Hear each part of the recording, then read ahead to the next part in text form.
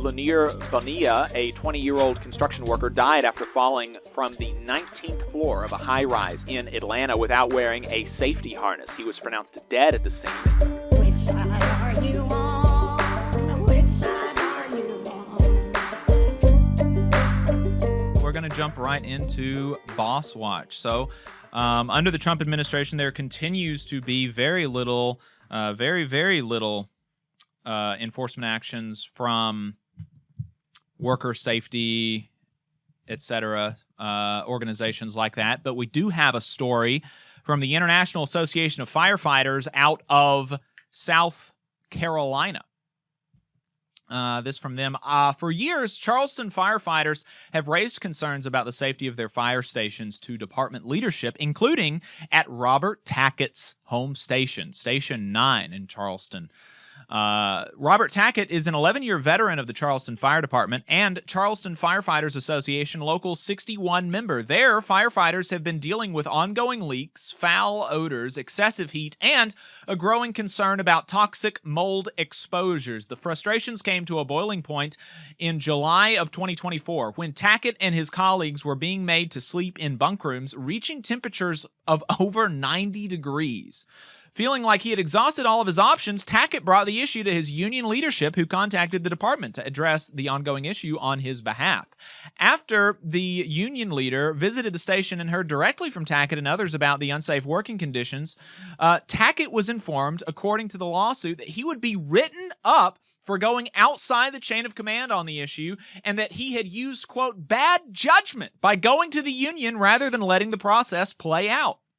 9 days after the visit, Tackett was transferred to a new station, Station 7, where he would have fewer opportunities for overtime work and which lacked an advanced hazmat response team, despite Tackett being the most senior expert on hazmat response while assigned to Station 9. Because of these actions, Tackett has filed a lawsuit in federal court against the city, Fire Chief Dan Curria, and Deputy Fire Chief Forrest Cockcroft, alleging the department violated his constitutional rights after he raised safety concerns about his station. The lawsuit, which was filed in the Charleston Division of the District of South Carolina, claims that the department's retaliation against Tackett violated his First Amendment rights to free speech and union membership and breached his 14th Amendment right to due process. Local 61 had hoped to address the issue through good faith cooperation with the department's leadership, but after the department told the union it didn't even recognize it as a legitimate representative of its members, President John Baker knew they had no other choice but to pursue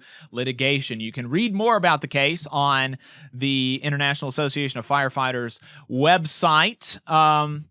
Like I said, the Occupational Safety and Health Administration, this is a news story, is not being as public with its investigations, but there is typically a small news story whenever somebody dies at work. This, happens not irregularly. If somebody dies at work, usually people hear about it, and usually it's covered on the news very quickly. On the Confined Space newsletter set up by Jordan Barab, a former OSHA official, Dylan Chamberlain compiles as many news stories on worker deaths as he can find every week. This week, they found 16 stories, including 8 from the South. A few lowlights are an Oklahoma poultry plant sanitation shift worker who was killed in a plant accident that occurred in the early morning hours of March 18th, according to local news reports. The man, Levigeldo Ramirez, was working the overnight shift at OK Foods in Heavener, Oklahoma, when he fell through grating into an auger while working. Emergency first responders were called to the facility around 3 a.m., and Ramirez was pronounced dead on the scene at 3:24 p.m. The Occupational Safety and Health Administration is investigating, and OK Foods had not responded to requests for comment at the time of writing. Hey, 5 seconds. Just wanted to say that this is only possible because of our donors. If you want to see more of this, then consider donating yourself at tvlr.fm/donate. A man died Thursday after apparently falling from the 19th floor at a construction site in downtown Atlanta, police said. Atlanta police responded to 327 Mitchell Street at the Centennial Yards development, where they found the man unresponsive.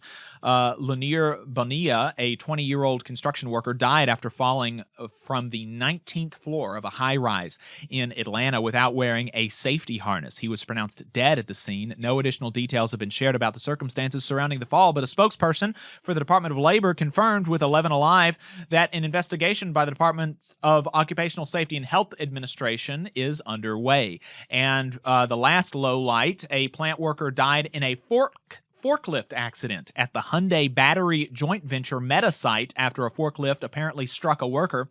Hyundai Motor Group Meta Plant America, HMGMA, has confirmed the fatality, writing that around 4:45 p.m. an incident occurred at the Battery joint venture property on the mega site. The initial indication is that a forklift struck a worker, resulting in fatal injuries to the male victim.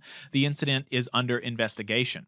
Monday, Bryan County's deputy coroner identified the victim as 45-year-old Sunbuk Yu.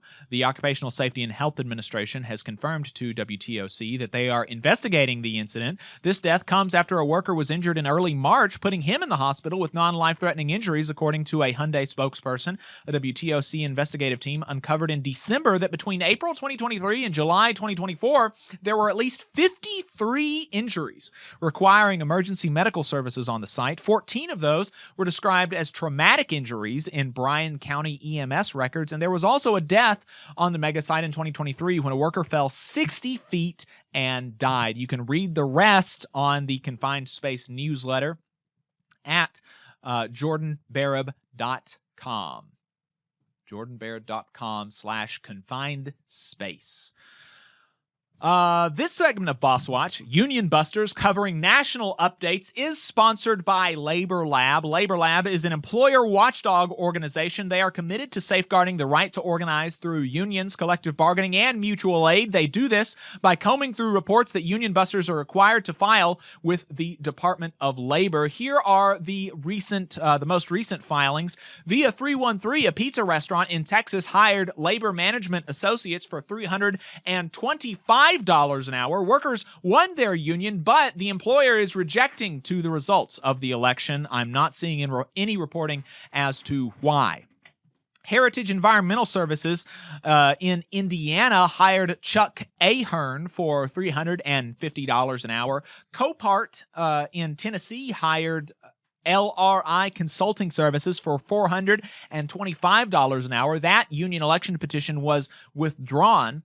Ventura Coastal in California hired Quest Consulting. Union supporters lost that election. Black Cap Coffee in Vermont hired the Vindex Group. Workers won their union anyways. Amazon Chicago node in Illinois hired Road Warrior Productions for nearly $4,000 a day and a total of $180,000. Amazon DCB4 in Massachusetts also hired Road Warrior Productions, but the union-busting firm uploaded the wrong agreement for this filing.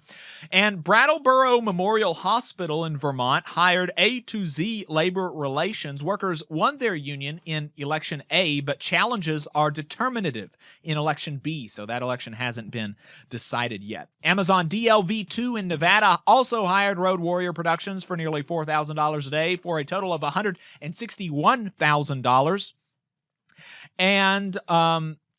And Amazon DYY9 in New York hired Road Warrior Productions for nearly $4,000 a day and a total of $88,000. In addition to the recent filings, a few filings have been amended. CRS Labor Relations Solutions added their compensation rate of $2,300 a day for union busting at Sam Will, and Rye Consulting added their compensation rate of $2,000 a day for union busting at LabCorp in Portland. And as we do regularly in this segment, we want to let you know that due to a lack of enforcement, some labor relations consultants may disregard the law and fail to report their activities to the U.S. Department of Labor. Therefore, it is crucial for organizers and workers to report suspected persuader activity to the U.S. Department of Labor's Office of Labor Management Standards, OLMS. It's crucial for organizers and workers to report that persuader activity. You can reach them via email at olms-public@dol.gov, or by contacting your nearest OLMS district office. For assistance, you can contact Labor Lab at contact@laborlab.us. You just saw a clip from the Valley Labor Report. We are live every Saturday morning from 9:30 a.m. till 12:30 p.m. And we pride ourselves on keeping all of our content free to everybody so that we can talk to as many working folks as possible. If you support the work that we're doing, you think that it's important, you think that it's good, then consider making a monthly contribution to the project, and you can do that on our website, tvlr.fm.